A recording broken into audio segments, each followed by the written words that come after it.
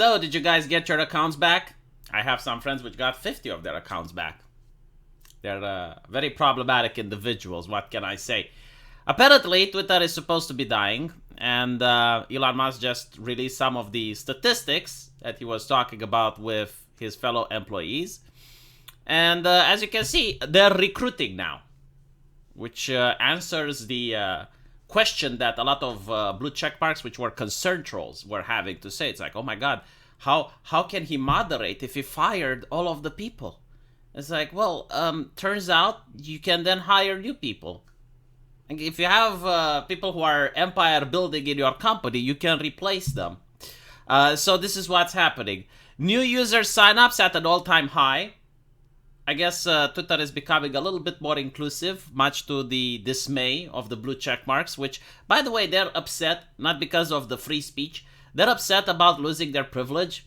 The fact that they used to have a blue check mark and it was pretty much a millionaire treehouse where only they had the ability to play, and they would pay even up to $15,000 for a blue check mark.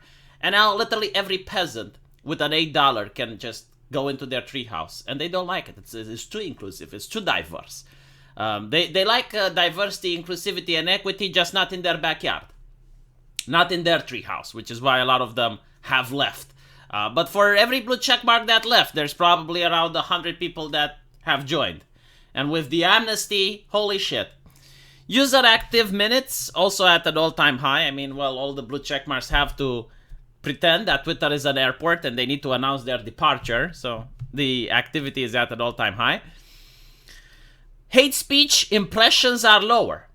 This doesn't really surprise me. The thing with the hate speech impression, just like with the impersonation, is also leftists that wanted to show that Twitter is not a safe platform. So despite the fact that Elon Musk has stated repeatedly that he is not for 100% free speech and you will still get banned for hate speech, they went on and they typed the N-word as much as possible, and then they got banned. Surprise, surprise. They did the impersonations and then they got banned, and then they were upset about it. But once they did get banned, as you can see, like the spike here is when all of the leftists, they started doing, you know, their racist tirades. And once the leftists got banned, the hate speech stopped. Now, this other mountain, I believe, coincides with the date when Elon Musk said that he decided to buy Twitter. Like, if you guys remember, initially it was announced that he is buying it.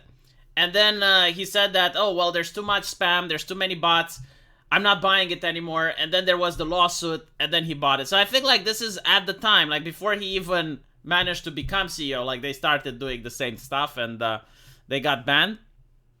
But this is what's the most important one, right? So, advertising as entertainment. Now, when it comes to advertisers, a lot of the big ones have left. And I don't expect that the big ones are going to come back. Like, for example, Pfizer. Like, Pfizer doesn't advertise on Twitter so that people who are sick, they get to see the logo and they're like, oh, you know what? Maybe I should buy some Pfizer products. Like, Pfizer doesn't need your money. They can take the government's money and then the government can force you to buy their products. No, what Pfizer needs from Twitter is to censor dissent. If people are against Pfizer's interests, then Twitter needs to come in with its Trust and Safety Council and keep everyone safe from harming Pfizer. That's why Pfizer advertises, I assume. Right now, in the case of Elon Musk having Twitter, that's not going to happen, so there's no more needs for advertisements. Also, a lot of companies, they were also planning to shrink their advertisement budget because we are going into a recession. So they would have stopped advertising on the platform anyway. But now they can also virtue signal and be like, oh my god, yes, horrible platform, evil, people get to speak freely. What is this liberal society? We do not stand for this shit. Right? So that's with the big advertisers. Now, the mom and pop stores, they don't give a shit. Like the random, you know, entertainment advertisers, YouTuber, bloggers, like all these people, they don't care about this nonsense. They will advertise on Twitter. Sure, why not? And also mixed with the subscription-based model, which is something that I fully support, because if people start paying for Twitter, it means that the people become the customers. And then you actually care about getting more people on Twitter. Up until now, the people were the product. Products do not have rights.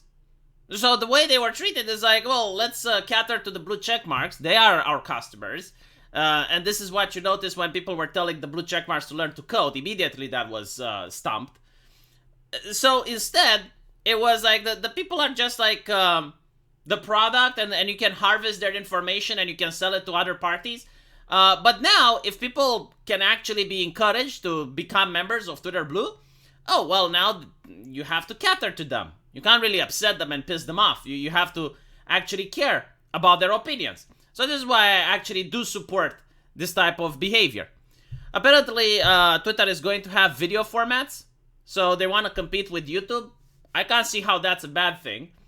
More competition is good. Now, a lot of people were concerned that Elon Musk said that Twitter is going to become like WeChat.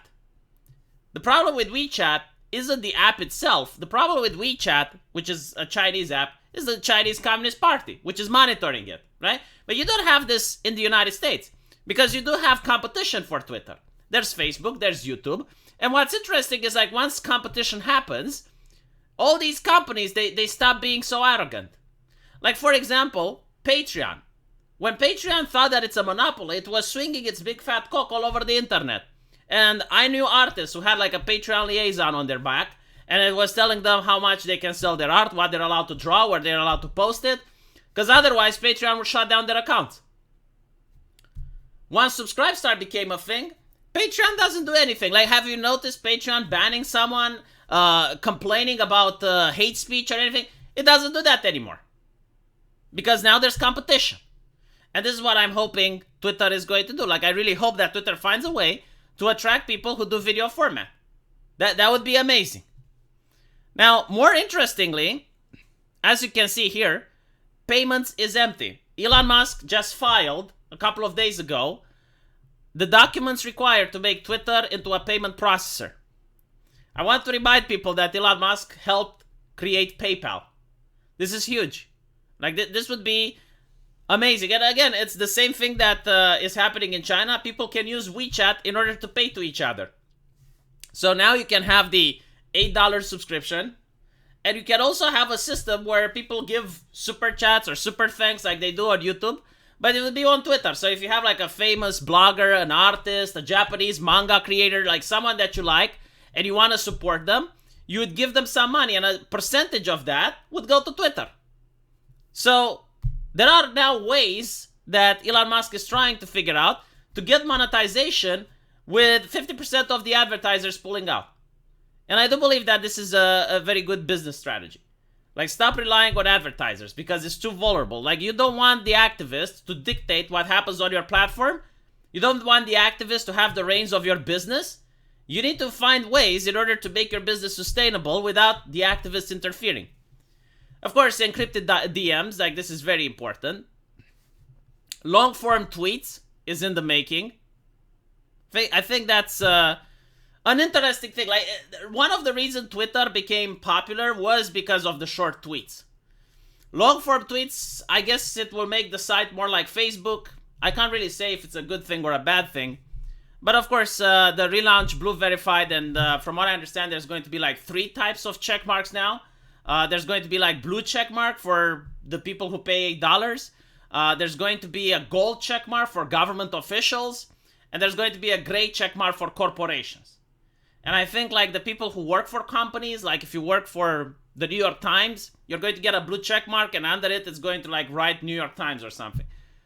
I still don't like that. Like, I like the fact that, okay, so a corporation should have a check mark so people know that, okay, well, that's the company. Because otherwise they start losing a lot of money and they don't stand on Twitter anymore, right? Like, it already happened. So I get that. I get with the government officials, but what I don't get is like, why should the random journalist twat who works at New York Times should have a check mark? They'll fucking pay $8. Just pay $8 and shut the fuck up. Let me know what you guys think, though. And as usual, I will see you in the comment section. Take care.